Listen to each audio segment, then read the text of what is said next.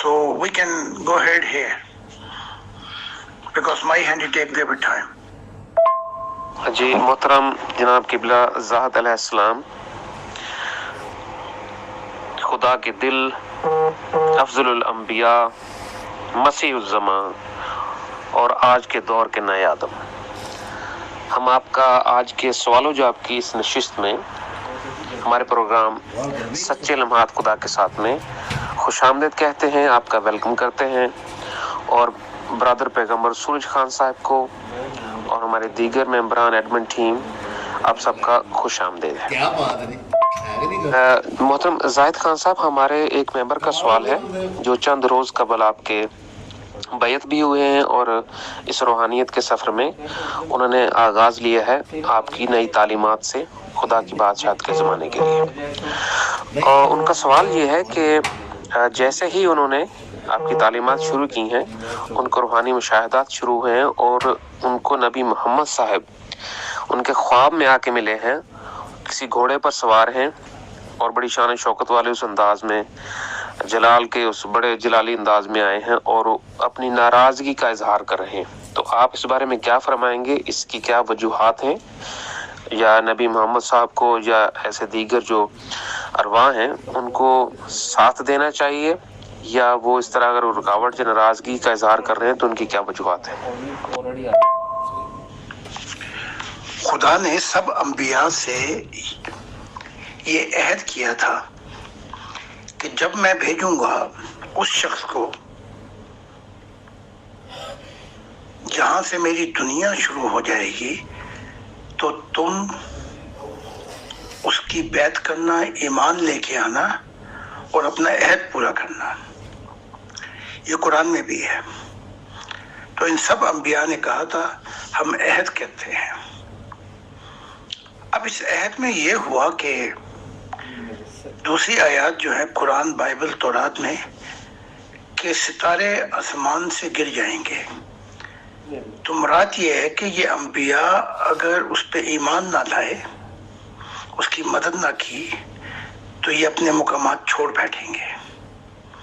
اب صورتحال یہ ہے کہ ان کی پہنچ خدا تک نہیں رہی، نہ محمد صاحب کی، نہ عیسیٰ کی، نہ موسیٰ کی، جتنے بھی انبیاء ہیں یہ وہاں تک نہیں پہنچنے دیتے، فرشتے ان کو روک لیتے ہیں اور یہ چاہتے ہیں کہ خدا ہم سے بات کرے۔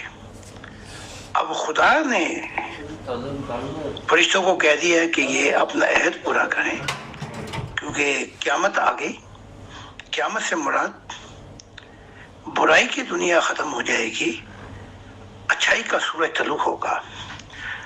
تو بہت سے انبیاء ہیں جنہوں نے بیعت کی، ایمان لے آئے، مدد کر رہے ہیں، بہت سے سوچ و بچار میں ہیں، بہت سے ابھی اپنے مذہب کو پکڑ کے لٹکے ہوئے ہیں، سمجھتے یہ ہیں کہ ہمارے مذہب سے ہم وہ دنیا لے آئیں گے۔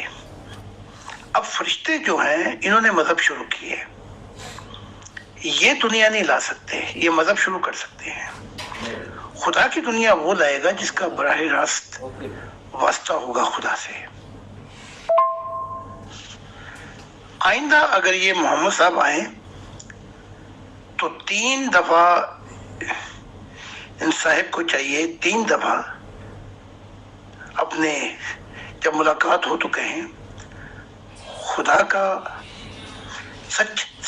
سچے والدین، خدا کی ذات اور خدا کا دل، یہ بس 3 دفعہ کہہ کے ہر رات کو سو جانا ہے اور پھونک دینا ہے اپنے دل پر۔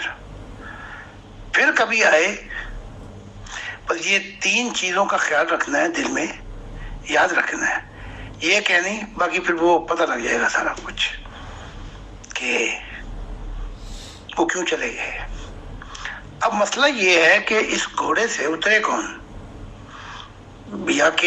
یا تو امت اترے پہلے، یا امت کا بانی اترے پہلے، محمد۔ اب سارے غلط گھوڑے پہ بیٹھے ہوئے ہیں۔ تو اب اگر انہوں نے بات نہیں آئے تو خدا نے تو وہ بات کہہ دی ہے جو بہت گہری بات ہے کہ میں نے ان مذہبوں کو ختم کر دیا ہے، ان کی دنیا تمام ہوئی، اب میرا زمانہ آ رہا ہے۔ اور میرے زمانے میں کوئی وقت مذہب کی گنجائش ہی نہیں ہے. مذاہب فرشتوں سے شروع ہوئے تھے. تو ہر رات کو 40 دفعہ یہ پڑھنا ہے خدا کا دل، سچے والدین، خدائے واحد اور خدا کا دل. یہ پڑھ کے 40 دفعہ اپنے دل پہ پھونک مار دینی ہے. اس کے بعد اگر کبھی آئے تو ساری صورتحال واضح ہو جائے گی آپ کے سامنے. بس اول تو آئیں گے نہیں اگر یہ 40 دفعہ پڑھا. تو یہ حالات ہیں ان کے. اور جو بھی اڑ گئے ہیں نبی، انہوں نے اپنے مقامات کو چھوڑ دیے ہیں، نیچے جنتوں سے نیچے آ گئے ہیں. اور فرشتوں نے ان کو نیچے بھیج دیا کہ جاؤ اپنی امت کی جو غلطی ہے، اپنی جو تعلیمات تم نے دی تھی اور اپنے خیالات اندر ڈالے تھے ان کو صحیح کرو. اور خدا کا پیغام تم نے دیا نہیں جو تمہیں دینا چاہیے تھا. تو یہ بڑے مسائل ہیں روح کی دنیا میں. بہت شکریہ محترم زاہد خان صاحب. ہمارے ان ممبر کا سوال ہے کہ اگر انبیاء کو اپنے عہد کا معلوم ہے اور انہیں فرشتوں کی بھی رہنمائی دی گئی ہے اور عالم ارواح میں انہیں یہ واضح طور پر نظر آ رہا ہے کہ محترم زاہد خان صاحب خدا کی بادشاہت کے اس مشن کو اس دنیا میں لے کے آ چکے ہیں، تو جو انبیاء آپ کا ساتھ نہیں دے رہے اس کی وجوہات کیا ہیں؟ اس کی وجوہات مذہب کی پنڈ جو ہے اپنے سر پہ رکھی ہوئی ہے. اور جب انسان مر جاتا ہے، انبیاء مر جاتے ہیں، روح کی دنیا میں جاتے ہیں، تو پھر روحیں نہیں بدلتی، وہ ویسی حرکتیں کرتی ہیں کیونکہ اب جسم کا ساتھ نہیں رہا. اب روح کو سدھرنے کے لیے کروڑوں سال چاہیے. میں آپ کو ایک چھوٹی سی مثال دیتا ہوں. بلکہ جسم کے ساتھ بھی یہ معاملات بڑے خراب ہو جاتے ہیں. جیسے محمد صاحب بیٹھے اپنے آخری وقت میں اور کہہ رہے ہیں قلم دعات لے کے آؤ تاکہ میں تمہیں لکھوانا چاہتا ہوں کچھ، تاکہ تمہیں آپس کے اندر تم جھگڑو نہ اور ایک دوسرے کو قتل نہ کرو. اب یہ بات تو کہی کہ قلم دعات لے کے آؤ، یہ نہیں بتایا کہ وہ لکھوانا کیا تھا. اب وہ علی جو ہے وہ کہہ رہے لکھواؤ، جو حضور کہیں گے لکھواؤ اور ہم عمل درآمد کر کے دکھائیں گے. بلکہ علی نے یہاں تک کہا کہ اگر حضور لکھوا دیں اور ابو بکر عمر میرے خلاف ہوں تو میں ان سے جنگ کروں گا، انہیں قتل کر دوں گا. دوسری طرف عمر ابھی جسم کے ساتھ ہی ہیں، یہ ابھی مرے نہیں ہیں، مرے بعد میں. عمر نے کہا کہ محمد صاحب کا دماغ ہی اب چالو ہو گیا ہے، نزا کا عالم ہے، اب یہ بات چیت نہیں کر سکتے. اب جو یہ لکھوانا چاہتے ہیں وہ کہیں قرآن کے مخالف نہ ہو. اب قرآن ہمارے لیے کافی ہے. تو روح جسم کے ساتھ ایسی فتنہ اور اس قسم کے غلط فیصلے کرتی اور نہیں مانتی. تو پھر وہاں پہ تقریباً وہیں پہ ہی تلواریں نکل آئیں. تب محمد صاحب نے کہا کہ تم سب یہاں سے نکل جاؤ. اب اصل معاملہ کیا تھا وہ اب مجھے بتایا محمد صاحب نے کہ خدا نے کہا تھا کہ 30 سال اور لے اور جو تعلیمات تو نے شامل کر دی ہیں حکمت کے ذریعے اس قرآن میں، خدا کے نام پر، اللہ کے نام پر، اس کو نکال. تو اب محمد صاحب یہ لکھوانا چاہتے تھے کہ خدا نے مجھے یہ کہا ہے اور مجھے اتنا وقت دیا ہے کہ وہ تعلیمات جس میں میری حکمت ہے اس کو نکال دیا جائے. لیکن ہوا یہ کہ جب تلواریں نکل آئی تو محمد صاحب نے دیکھا اب یہ تلواریں کافروں پہ نہیں چلیں گی، اب اہل بیت اور میرے آپس میں ایک دوسرے کو قتل و خون غارت ہوگی. اچھا یہ خون قتل و غارت بعد میں بھی ہوئی. پھر علی نے اور عائشہ نے جو جس سے سب سے زیادہ محبت تھی 20,000 صحابہ مار دیے قتل و غارت کے اندر. تو روح کی دنیا میں تو معاملہ اور بھی خراب ہو جاتا ہے کیونکہ روحیں نہیں وہاں بدلتی. ابھی بھی محمد صاحب یہی ڈٹ لگائے ہوئے ہیں کہ میرے بعد نبی نہیں آ سکتا. اب اس کو بات کو سدھرنے کے لیے کہ نبی آ سکتا ہے، اب چاہیے انہیں کوئی لاکھوں کروڑوں سال. اب جو خدا کی دنیا آتی جائے گی زمین پر، تب جا کے محمد صاحب کو سمجھ لگے گی.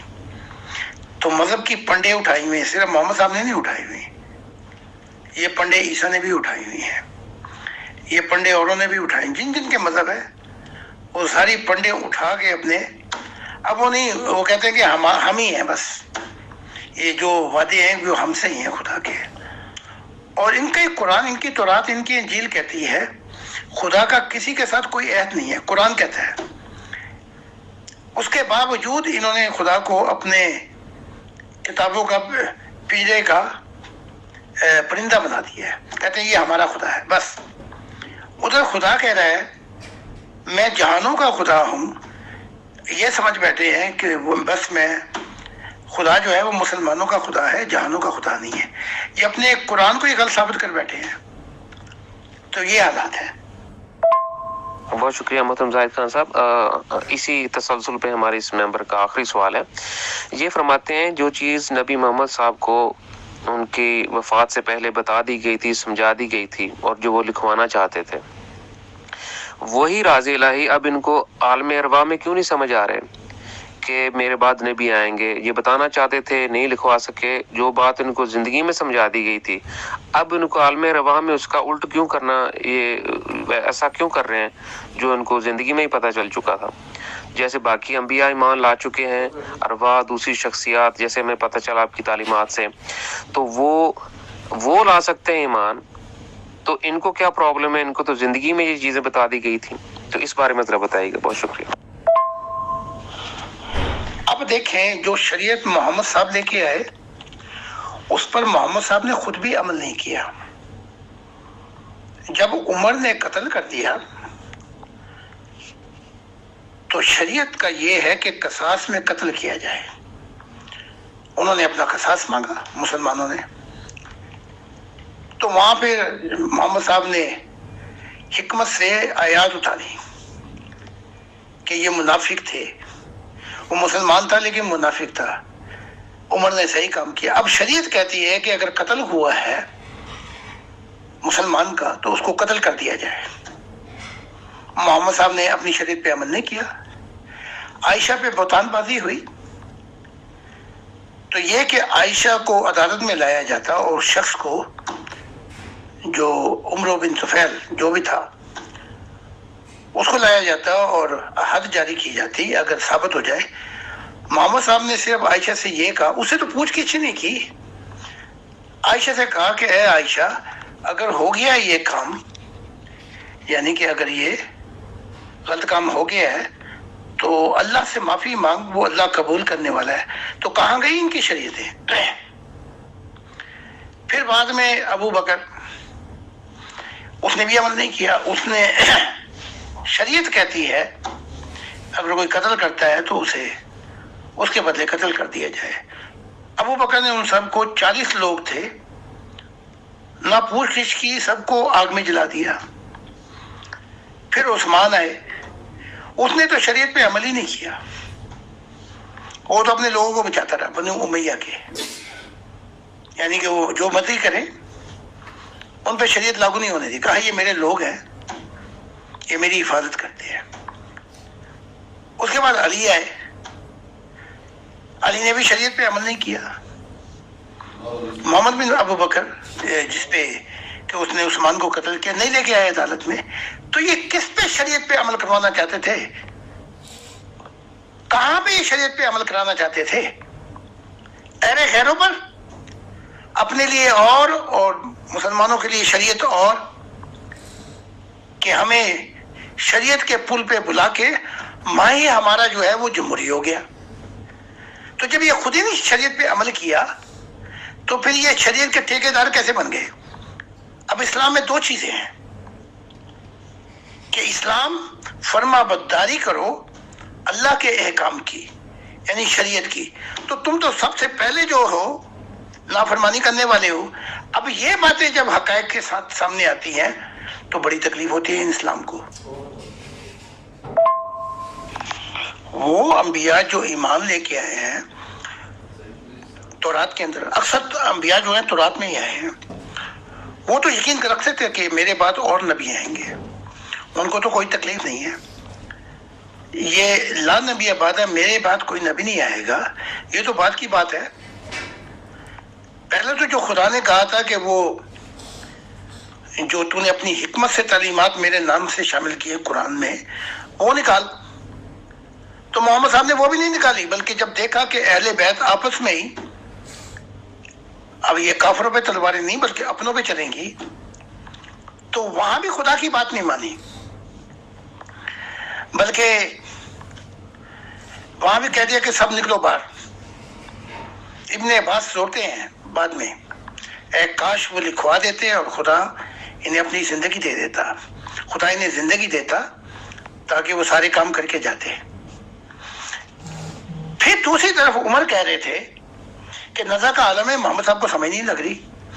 پھر اپنے خلاف بھی تھے محمد صاحب کے کہ ابھی تو غلبہ بھی نہیں ہوا اسلام کا، تو یہ کہاں پہ جا رہے؟ تو پھر محمد صاحب نے وہاں بھی خدا کی بات نہیں مانی، اور یہ نہیں کہا علی کو کہ علی خدا نے یہ باتیں کی ہیں مجھ سے اور اب مجھے لے کے چل یہاں سے، میں صحت یاب ہوں تاکہ میں پھر ان کو سنبھالوں۔ نہیں، بلکہ وہاں پہ پھر بھی ضد شروع کر دی، خدا کے خلاف ضد شروع کی اور کہا کہ اے رب مجھے بلا لے۔ تو وہاں پہ صحابی تھے، مجھے نام یاد نہیں ہے، انہوں نے کہا محمد صاحب کو یہ کیا کر رہے ہیں آپ پہلے زمین پہ زندہ رہیں اور اپنے کام پورے کریں، پھر آخرت کو ترجیح دیں۔ تو وہاں جب خدا نے سب کچھ بتا دیا، دکھا دیا، تو وہاں بھی موت کی دعا کر رہے ہیں کہ نہیں میں خدا کی طرف جانا چاہتا ہوں۔ وہ جانا اس لیے چاہتے تھے کہ اب اپنے بندے مریں گے نا، اب کافر نہیں مریں گے، تو اس لیے وہاں بھی خدا کی نافرمانی کی۔ تو جب قرآن کی جو اپنی حکمت سے تعلیمات پیش کی تھی خدا کے نام پہ وہی نہیں نکالی، تو لا نبی آبادی پہ تو وہ آج بھی ضدی ہے محمد صاحب، اور آج بھی قائم دائم ہے۔ اور یہی وجوہات ہیں کہ صوفیت میں سے 12,000 نبیوں کا قتل و خون ہو گیا ہے۔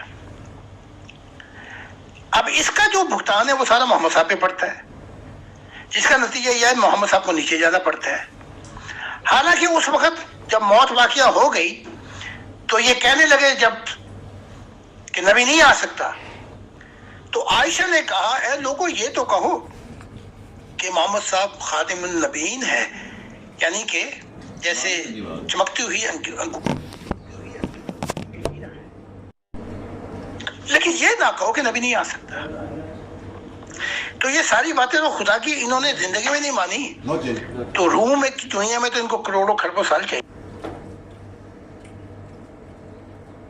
جی بہت شکریہ محترم زاہد خان صاحب۔ ہمارے ایک ممبر کا سوال ہے جی، میں اس کو بول دیتا ہوں تاکہ وہ ریکارڈنگ میں بھی آ جائے، کہ آپ نے فرمایا تھا کہ اس سال 2021 میں اعلیٰ مخلوقات اتریں گی اور فرشتوں سے اختیارات واپس لے لیے جائیں گے۔ کیا وہ اعلیٰ مخلوقات زمین پر آنا شروع ہو گئی ہیں؟ اعلیٰ مخلوق اور کیا فرشتوں سے اختیارات واپس لے لیے گئے ہیں؟ اور آپ نے شاید اکتوبر کے مہینے کا ذکر فرمایا تھا، تو کہ اکتوبر 2021 تک فیصلہ ہو جائے گا، یا کوئی دنیا نہیں ہوگی اور یا پھر خدا کی دنیا شروع ہو جائے گی؟ پلیز اس میں رہنمائی فرمائیے گا، شکریہ۔ یا کوئی دنیا نہیں ہوگی۔ ہزارہ ممبروں نے دیکھ لیا ہے کہ وہ مخلوق اب زمین پہ اتر رہی ہے، آسمانی نور کی، وہ جو جن کے براہ راست تعلق ہے گولڈن نور کی، لیکن کسی کام کو بگڑ جائے ہزاروں سالوں میں، اس کو ٹھیک کرتے ہوئے 1000 سیکنڈ نہیں لگتے۔ جیسے کہ وہ وقت بھی دیکھا ہے تاریخ کی گھڑیوں نے، لمحوں نے خطا کی تھی، گھڑیوں نے लेमों ने खता की थी, सदियों ने सजा पाई। तो अब यहाँ कोई छू मंत्र नहीं है कि एक बस इधर वो उतरे और उधर खुदा की दुनिया आ जाएगी। इसके लिए अब थोड़ा सा वक्त दरकार है। वो वक्त क्या दरकार है, खुदा ने खुद ही बता दिया कि 80 साल अब क्योंकि फरिश्ते निकल गए हैं यहाँ से, तो शरीयत का जमाना खत्म हो गया। और यही जो जमहूरियत है 80 साल के अंदर अपनी पाया तकमील को पहुंच जाएगी, जहां पे कुलियतन इख्तियारात होंगे इंसानियत के, औरतों के हकूक होंगे, जुल्म की जो नैया है इसको बंद कर दिया जाएगा। उसके बाद खुदा की जात ने कहा ये 80 साल चाहिए, क्योंकि खुदा की बादशाहत जो अब शुरू होगी उसके लिए थोड़ा सा वक्त चाहिए।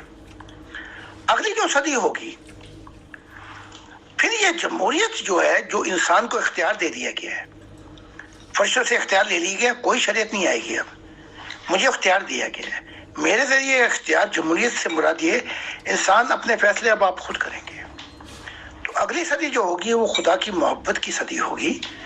उसमें ये फिर जमहूरियत जो है, जिसमें कुलियतन आज़ादी होगी, खुद ही खुदा की मोहब्बत में रंगीन हो जाएगी, और यहाँ से फिर खुदा की दुनिया शुरू हो जाएगी। और ये खुदा ने मुझसे कहा, और ये ज़माना बड़ा नज़दीक है अब। जी बहुत शुक्रिया मोहतरम जाहिद खान साहब। हमारे एक मेंबर का सवाल है कि अगर शरीयत ख़त्म कर दी गई है, मज़ाहिब ख़त्म कर दिए गए हैं, तो अब उनकी जगह पर कौन से ऐसे कावानीन होंगे जो इंसानियत बनाएगी या तय करेगी? इसमें एक बड़ा सवाल नुक्ता ये है कि जो लोग इबादत करने के आदी थे या इस मजमून को समझते थे कि इबादत करने से खुदा की ज़ात जो है इंसान उसके करीब आता है, वो कुर्ब इख्तियार करता है खुदा का, तो अब वो मामलात कैसे होंगे जो मज़ाहिब के साथ लोग जुड़े थे और उसके आदी थे? बहुत शुक्रिया। यूरोप में जमहूरियत जो है वो लाखों करोड़ों गुना शरीयत से आला अफजल है। अब इबादत का जो मामला है वो 5 नमाजें फर्ज है। कितने लोग हैं इस्लाम में जो 5 नमाजें पढ़ते हैं, इबादत करते हैं, और शरीयत के सैकड़ों कानून है। मेरे सामने किसी को भी ले आए, ये खुद ही उन पे अमल नहीं करते, 5 शरीयत पे ही अमल करके दिखा दे, मैं मान जाता हूँ इनको। तो जब ये खुद ही शरीयत पे अमल नहीं करते, तो ये किस पे अमल करवाना चाहते हैं? जानवरों पर? ये खुद ही अमल नहीं करते अपनी शरीयत के ऊपर। बाकी रह गया इबादत का मामला। मोहम्मद साहब ने कहा कि ये फर्ज है, फर्ज होने के बावजूद मुसलमान नहीं पढ़ते। खुदा ने हमें भी इबादत के लिए कहा है 2 नमाजें, ये अतर साहब आपको बताएंगे। एक असर की नमाज है कि असर की नमाज से मुराद ये है कि उम्र गुजर गई और तेरी जिंदगी का सूरज गरूब होने वाला है। एक ये नमाज है, इसके अंदर वो सोचो विचार है कि इंसान शोरी हालतों में आ जाए और देखे कि ये वक्त मेरा ज़ाया हो गया है और अब मेरा चिराग गुल होने वाला है। तो एक ये नमाज है, अतर साहब आपको बता देंगे क्या पढ़ना है। दूसरी नमाज 2 बजे की है, जो नमाज खुदा ने कहा कि ये वो पढ़ेंगे जिनके दिल का साहिल मैं हूँ, मोहब्बत जो मेरी कमी महसूस करते हैं जिंदगी में, जो मुझसे मोहब्बत करते हैं। ये क्या कि खुदा ने कहा कि ये नमाजें, जब मैं चलने लगा, ये फर्ज नहीं है। अब मैं दूसरी बात करता हूँ। अब देखें, मोहम्मद साहब कहते हैं कि खुदा ने मुझ पे 50 नमाजें फर्ज की। मैं आपको समझाने के लिए बात कर रहा हूँ। ये शरीयत तो पहले ही फर्ज नहीं थी, अपनी हिकमतें थी। 50 नमाजें फर्ज की। जब नीचे आए तो मूसा से मुलाकात हुई और मूसा ने कहा मेरी उम्मत ने, बनी इसराइल ने 3 नमाजें भी नहीं पढ़ी, वापस जाओ। वापस गए, खुदा ने कहा फिर 45 पढ़ लो। नीचे आए, वो मूसा फिर खड़े हुए हैं। उन्होंने कहा ये भी नहीं, 40 करवाओ। फिर गए, फिर बात, नीचे आए, फिर बात होते होते 35, 25, 20 पे 5 पे हुई खत्म, 5। और मूसा ने कहा ये भी बहुत है, 5, इनको भी खत्म करवाओ। तो मोहम्मद साहब कहने लगे मुझे शर्म आती है अब जाते हुए।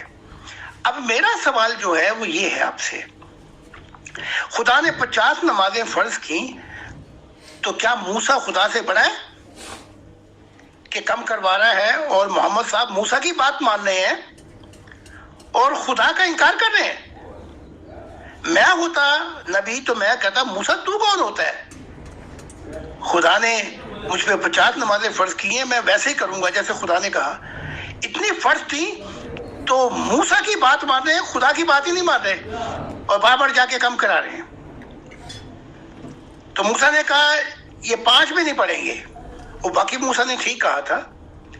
अब मोहम्मद साहब ने कहा मुझे शर्म आती है, लेकिन अगर एक दफा और चले जाते तो खुदा ने कहा, कहना था ये भी ना पढ़ो। तो फर्ज तो की कोई चीज नहीं खुदा ने।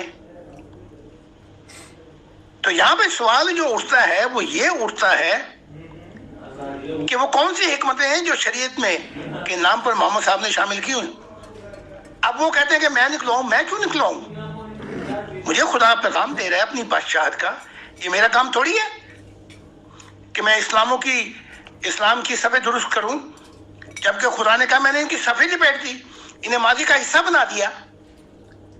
क्योंकि अब मेरी दुनिया शुरू होगी तो फिर मैंने इनको बिल्कुल ही ये माजी का हिस्सा बन गए, सिर्फ वक्त की बात है।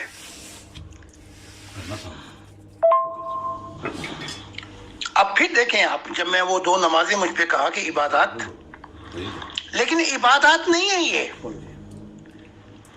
ये प्रस्तिश पूजा पाठ है। बेख्तियार चाहना खुदा को, पहली और आखिरी मोहब्बत है। तो इबादत का मजमून जरा निकाल दें, या यूं समझ ले कि इबादत जो है वो एक दरख्त है, इबादत का जो फल है वो मोहब्बत इलाही है। अब जब खुदा ने 2 बातें करके मुझे समझा दिया तो मैं चलने लगा। खुदा ने फिर बुलाया मुझे और बुला के फिर समझा दिया। खुदा ने कहा कि कहीं ये भी मोहम्मद की तरह फर्ज ना कर दे, ये है भी पठान, सीधी सीधी जाके बंदूक निकाल ले। खुदा ने फिर बुलाया मुझे और कहा कोई चीज फर्ज नहीं है, ये सब मोहब्बत के सौदे हैं। ये जिंदगी जो है ये भी मोहब्बत का सौदा है। ये जो आजादी है इसी ने फैसला करना है कि रूह खुदा से ताल्लुक रखती है या अंधेरों से ताल्लुक रखती है। तो जो शमा इलाही दिल में जला गया खुदा की मोहब्बत की, वो ये जो सौदा, ये जो सब्र है, ये जो फेरा है जिंदगी का, कामयाब हो गया। तो ये बहुत सी बातें हैं। हुआ ये कि हमारे मजहबी लोग जो हैं, किसी मजहब के, ना ईसाई, यहूदी, ना मुसलमान, ना और मजहब के, वो सवाल नहीं करते। अब वो सवाल करें तो उन्हें फेंटा लगेगा या वो मारे जाएंगे, इसलिए वो चुप करके बैठ जाते हैं। यानी कि एक ही डंडे से सबको हाँक दिया गया है। इस्लाम से निकलो तो फिर भी मौत, ये शरीयत, ये खुदा ने कही नहीं थी। जो चाहे निकलो तब भी मौत, मार दिया जाए, शरीयत। कोई नबी आए तब भी मार दो। तो इसलिए अभी तक जो जुल्म की खून की नदियां बह रही हैं, अब खुदा ने इन चीजों को खत्म कर दिया है। अब वक्त के साथ साथ ये मजहब भी ठंडे पड़ जाएंगे। जैसे बर्फ जमी और सूरज निकले तो ये भी पानी बन जाएंगे। ये खुदा के फैसले हैं जो खुदा ने किए और मुझे बताए और मैंने आपको बताया। फिर ये अपने आप को अपनी कुरान का इतना बड़ा ठेकेदार क्यों समझते हैं, जबकि इनके कुरान में ही लिख दिया गया है, खुदा ने, पढ़े, ये अंधे पढ़े, कि खुदा का अहद किसी के साथ नहीं। ان کے قرآن میں لکھا ہوا ہے کہ خدا جو چاہے گا تعلیمات منسوخ کر دے گا، ختم کر دے گا اور اس سے اچھی تعلیمات لے کے آئے گا. تو انہیں غصہ کس بات کا ہے؟ ہماری تعلیمات ختم کر دیں. تو تمہارے تو قرآن میں لکھا ہوا ہے کہ خدا جب چاہے گا تمہاری تعلیمات ختم کر دے گا. تو ان کو جو کوڑ ہے، غصہ ہے کہ ہماری کتابیں ختم ہو گئی، ہمارے مذہب ختم ہو گئے. اور بھئی خدا نے تمہاری کتابوں میں پہلے لکھ دیا تھا کہ میرا عہد کسی کے ساتھ نہیں، میں جب چاہوں اس قرآن کو بھی بدل دوں، آیات بھی بدل دوں، جو چاہوں میں بدل دوں. قرآن میں لکھا ہوا ہے اور اسے بہتر تعلیمات لے آؤں. تو اب جو خدا کا زمانہ شروع ہوا ہے وہ تعلیمات لے آئے ہیں جس سے دل کی تعلیمات ہے، جس سے انسانیت بالکل نزدیک رستے سے خدا سے محبت میں زندہ تعلق قائم کرے گی کہ تو میرے لیے، میں تیرے لیے. اس دنیا کو ٹھکرائیں، ملنے کی خوشی نہ ملنے کا غم، ختم یہ جھگڑے ہو جائیں. خدا نے کہا اب میں دکھائی دینے والا خدا ہوں گا، اب تم میری تصویر بھی دیکھو اور سجدے میں نہیں بلکہ میری آنکھوں میں آنکھیں ڈال کے مناجات کرو، اپنے دل کا حال بیان کرو. تو یہ خدا کی دنیا اب شروع ہو جائے گی. جی بہت شکریہ محترم زاہد خان صاحب. اس ہفتے میں مذاہب کی نوعیت کو سامنے رکھ کے بہت سارے سوالات آئے ہیں. ان میں سے ایک سوال جو بار بار ریپیٹ ہوا ہے وہ یہ ہے کہ نئے دور میں جب کہ مذاہب کی خدا نے صف لپیٹ دی ہے تو جو شادیوں کے مسائل ہیں، لوگ شادیاں کیسے کریں گے اور اپنے جو ان کے ازدواجی، ان کے جو لائف پارٹنرز ہوں گے وہ کیسے ان سے ملاقات ہوگی، کیسے ان کو چنا جائے گا. اس بارے میں مختصر سوالات ہیں جی، تو اس میں آپ ذرا مفصل جواب عطا فرما دیں. بہت شکریہ. ایک طریقہ کار تو اب یہ ہے جو آپ کے پاکستان میں بھی ہے، انڈیا میں بھی ہو گیا ہے، یورپ میں تو ہے ہی، کہ شادی جب ہوتی ہے کسی شخص کی، جہاں سے وہ اس کی لڑکی سے شادی ہوتی ہے، پورے خاندان سے شادی کرنی پڑتی ہے، سارے چاچے مامے وڈیرے بیچ میں آ جاتے ہیں. اب یہ بات نہیں ہوگی. تو اب پاکستان میں بھی ہے، انڈیا ایشیا میں بھی یہ آ رہا ہے کہ ایک دوسرے کو پسند کرو اور جا کے عدالت میں شادی کرو. ٹھیک ہے، عدالت میں جو ہے وہ تھوڑا سی بدل جائے گی کہ میں خدا کو اب نہ مولوی چاہیے نہ مولوی کا نکاح نامہ چاہیے. بس یہ جیسے آپ گواہی دیتے ہیں نکاح میں، عدالت کے سامنے کہنا ہے کہ میں نے اس کو لیا اپنے پارٹنر کو فقط اس لیے خدا کی واسطے کہ ہم دونوں شخص اب خدا کی منشا، خدا کی رضا پر سفر کریں گے اور دونوں یہ کہیں گے اور شادی کے بندھن میں بن جائیں گے. پھر آگے چل کے جو خدا کی دنیا آنی شروع ہو جائے گی تو وہاں پھر یہ ہوگا کہ کیونکہ زندہ تعلق ہوگا، وہاں دکھا دیا جائے گا کہ وہ شخص فلاں شخص کو دکھائیں گے جو یہ نوری پرتو مخلوق آسمانی گولڈن ان کو چنا گیا ہے. وہ تو اس لڑکی کو بھی دکھائیں گے کہ تجھے چنا گیا ہے اس شخص کے لیے. وہ دونوں ملیں گے اور دونوں ایک دوسرے کو پہچان لیں گے. تو یہ جو ابھی اور اس کے بعد جو شادی کا سلسلہ ہوگا یہ بڑا عجیب ہوگا. لیکن اپنا ملا کے نکاح کی ضرورت پڑے گی. ملا شادی تو کروا دیتا ہے، جب طلاق ہوتی ہے تو کہاں ہوتا ہے ملا بھاگ جاتا ہے، آپ کے گواہ بھی بھاگ جاتے ہیں. ایک طریقہ یہ. اس کے بعد یوں فرشتوں نے ہماری شادیاں کروا کے ہمیں پھنسا دیا. دیکھیں نا کہ فرشتے آسمانوں پہ خود شادیاں نہیں کرتے، بس وہ تھوڑے سے عرصے کے لیے عہد کرتے ہیں کہ اس دنیا میں جب مجھے نور زیادہ مل جائے گا تو اس وقت تک میں تیرے ساتھ رہوں گا. اور جس عورت، فرشتہ آدمی یا جن عورت، جس دونوں میں سے ایک کو نور ملتا ہے تو وہ اسے خدا حافظ کہہ دیتی ہے.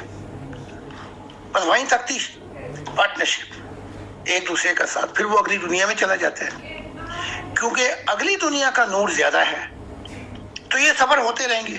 ہمارے پہ پنڈ ڈال دی فرشتوں نے کہ تم نے مرنا بھی ہے جینا بھی ہے, چاہے تمہیں ناپسند ہو نفرت ہو, تم نے اس کو بھی برداشت کرنا ہے, اور جو تمہارے وڈیرے دادے پڑ رہا ہے وہی فیصلے کرتے رہیں گے. یہ جاہلیت کا زمانہ اب ختم ہو جائے گا.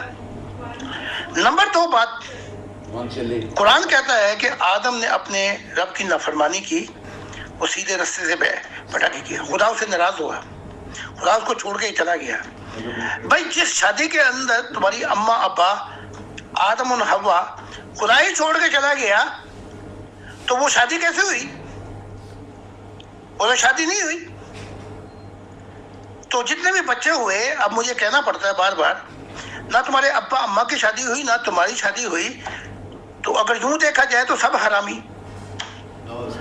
اب جو اصل شادی ہوگی, میں مسیح الزماں ہوں, میں برکتیں دوں گا, پھر میں ایک نظام قائم کر دوں گا, جو زندہ لوگوں کا تعلق ہوگا وہ تو خدا خود ہی آ جائے گا, بتا دے گا.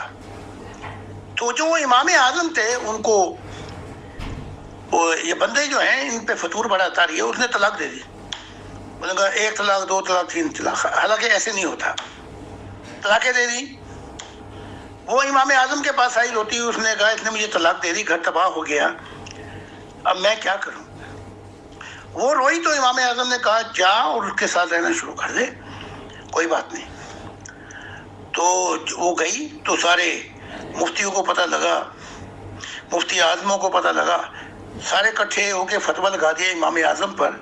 دیکھو اس نے کیا کہہ دیا, اس نے تو پوری جو نظام شریعت ہے اس کو ہی تباہ کر دیا. اب قانون یہ ہے جو محمد صاحب نے بنایا تھا, اگر طلاق ہو جائے تو وہ حلالہ کروائے کسی اور بندے کے ساتھ, یعنی کہ سوئے وہ مزے لے, اس کے بعد پھر واپس آ سکتی ہے. اب یہ کیا کر دیا امام اعظم نے کہ سیدھے ہی بھیج دیا کہ کوئی بات نہیں ہے, جا کے پھر رہنا شروع کر دے. فتویٰ لگا کے ان کو آئے کہ ان کو دوسری دنیا میں بچائیں. تو امام اعظم نے کہا, جب بہت بڑا مجمع لگ گیا, اچھا یہ بتاؤ جب تمہارے ابا اماں کی شادی نہیں ہوئی تو تمہارے کسی کی بھی شادی نہیں ہوئی, تو اس طریقے سے میں نے اس کو کہہ دیا جا کے رہنا شروع کر دے. تو بھائی شادی تو جب ہوتی جب خدا جو ہے برکتیں دیتا, تو وہ تو ہوا ہی نہیں.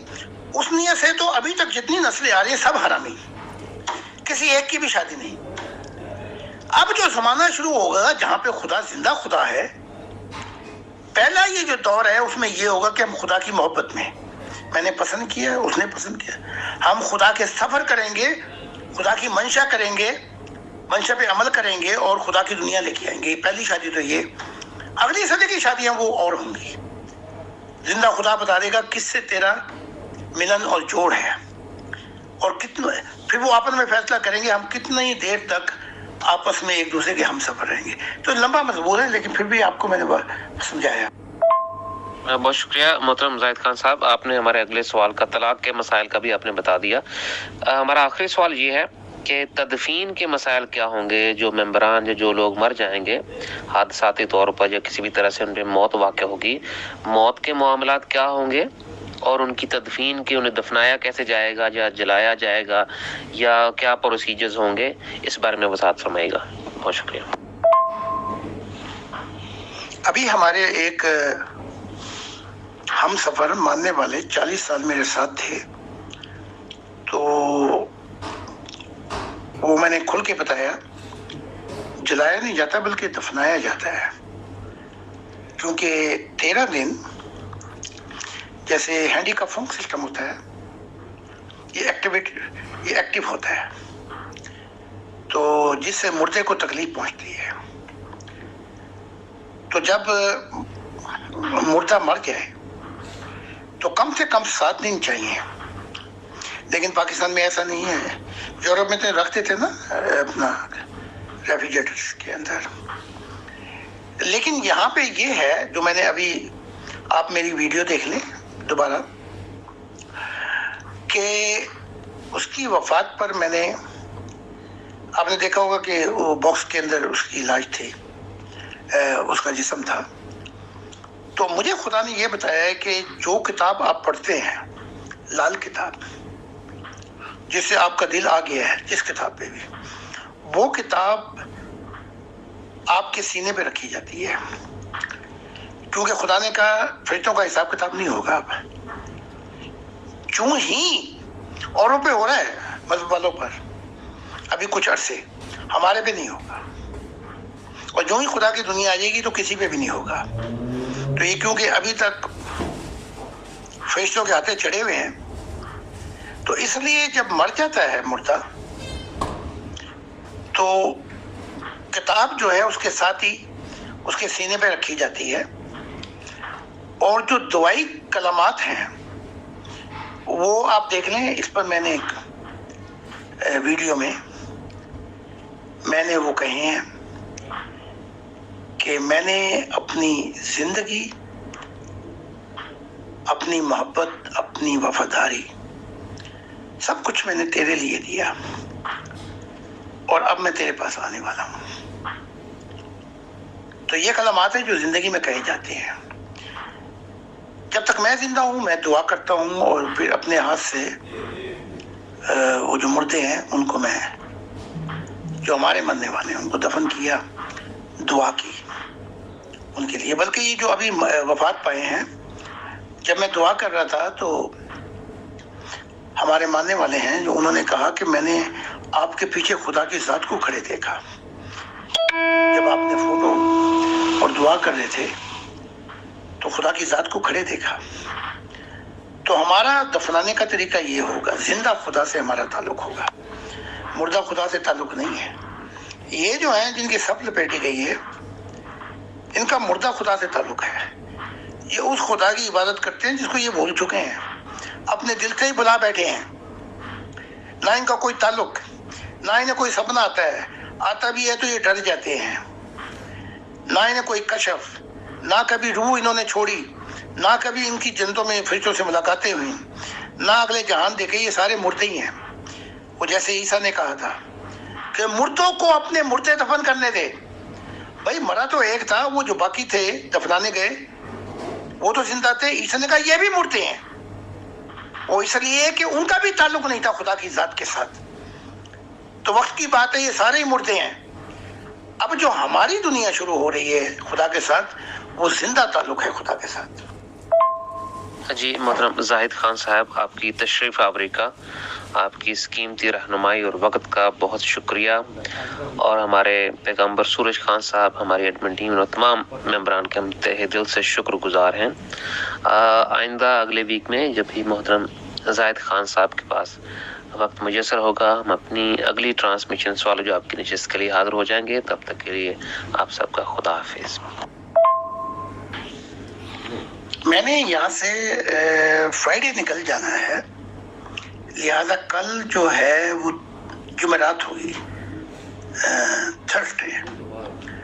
تو میں چاہتا ہوں کیونکہ جمعرات کی شام کو میں نے نکل جانا ہے اور فرائیڈے کو وہاں پہنچنا ہے جہاں پہ ہمارے سیمینار شروع ہو جائیں گے، لیکچر۔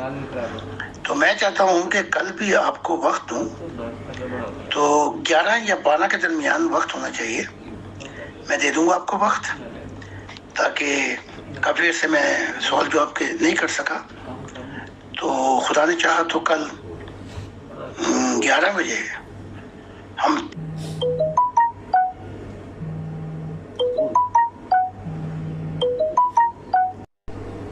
یہاں پہ آئیں گے۔ جب تک میری ہینڈی بھی ٹھیک ہو جائے گی تو آپ کا بھی، سورج صاحب کا بھی، دیگر لوگ جو بھی سوال کرتے ہیں، کیونکہ میری زندگی کا خلاصہ تو یہ ہے کہ خدا مل گیا تو سب کچھ مل گیا۔ آپ خدا کے ہو گئے تو پھر کل جہان آپ کا ہے۔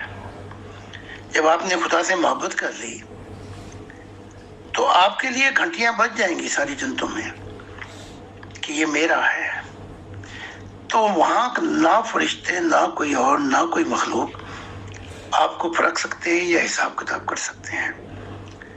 تو بہت بہت شکریہ، اور مجھے بھی خوشی ہوئی کہ اپنے مصروف اسکیجول سے میں اب وقت نکال سکا، اور خدا نے چاہا تو کل ہم پھر حاضر ہوں گے۔